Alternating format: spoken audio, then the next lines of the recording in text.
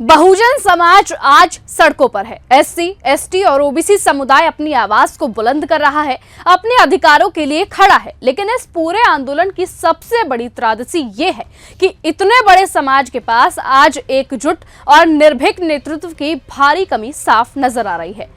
UGC guidelines के खिलाफ देश भर में विरोध प्रदर्शन हो रहे हैं। विश्वविद्यालयों से लेकर सड़कों तक आक्रोश साफ दिखाई दे रहा है। लेकिन इस पूरे मुद्दे पर अगर कोई नेता खुलकर सामने आया है, अगर कोई नाम लगातार सुनाई दे रहा है, तो वो है नगीना से सांसद चंद्रशेखर आजाद का।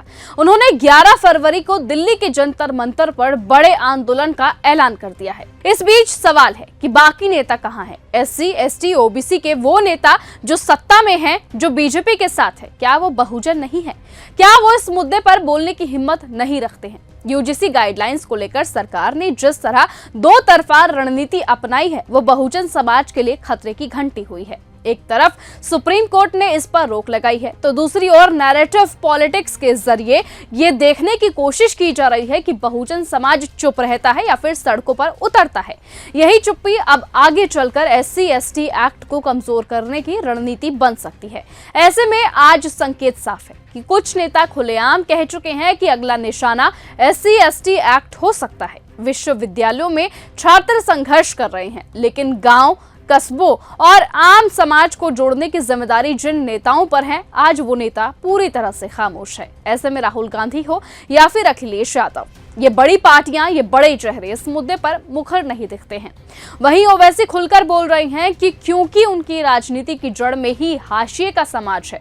मुस्लिम समाज भले ही सड़कों पर ना दिखा हो, लेकिन बहुजनों के साथ उनका मौन समर्थन साफ महसूस किया जा सकता है। चंद्रशेखर आजाद पर बीजेपी का एजेंट होने के आरोप लगाए जाते हैं, लेकिन सवाल ये है कि जो इस मुद्दे पर खुलकर बोल रहा है, जो दबे कुचले हुए वर्गों के लिए उनके साथ खड़ा हुआ है, उसे एजेंट कहने वाले खुद आखिरकार कहां खड़े हैं? लोकतंत्र में भीड़ का दबाव मायने रखता है।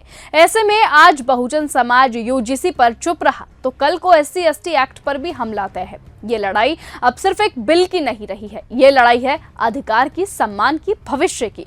अब फैसला बहुजनों को करना है, खामोशी या फिर संघर्ष। क्योंकि जिस तरीके से इस वक्त यूजीसी एक्ट के विरोध में पूरी तरह से, यूजीसी एक्ट के लिए लागू करवाने के लिए जिस तरह से पूरी तरह से बहुजन समाज आज सड़कों पर है, उनका नेतृत्व खुद सीधे तौर पर चंद्रशेखर आजाद कर रहे हैं।